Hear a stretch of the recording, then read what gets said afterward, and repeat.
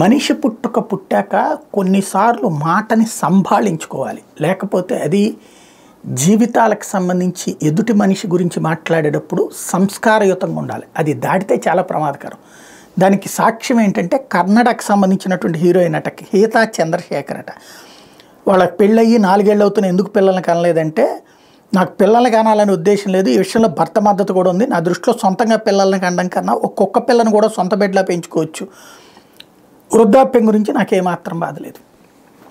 వయసులో ఉన్నప్పుడు మిడిసిపాటు ఉంటుంది, అందం తరిగిపోతుంది అన్నటువంటి ఆవేదన బాధతో ఈ మధ్యకాలంలో పిల్లల్ని కండం మానేశారు. కానీ అందరికీ అట్లా ఉండదు.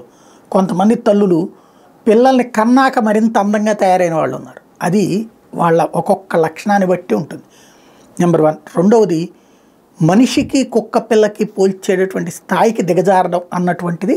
ఆవిడ హీరోల్ని మనం దేవుళ్ళుగా చూడకూడదు, వాళ్ళు మామూలు మనుషులే కాదు, మనకంటే దారుణంగా ఆలోచించగలంటే మనం మంచిగా ఆలోచిస్తాం, వాళ్ళతో పోల్చుకుంటే దరిద్రంగా ఆలోచించే మనస్తత్వాలు ఉన్నోళ్ళు వీళ్ళు అనేటువంటి చెప్పుకోవడానికి కొంతమంది తగుంటారనడానికి సాక్ష్యం ఆవిడ.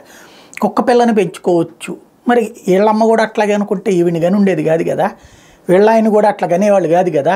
అప్పుడు వీళ్ళిద్దరూ మనకెందుకు, హీరోయిన్ గారును తర్వాత హీరోయిన్ భర్త మనకెందుకు, ఆ దరిద్రం వచ్చేది కాదు కదా.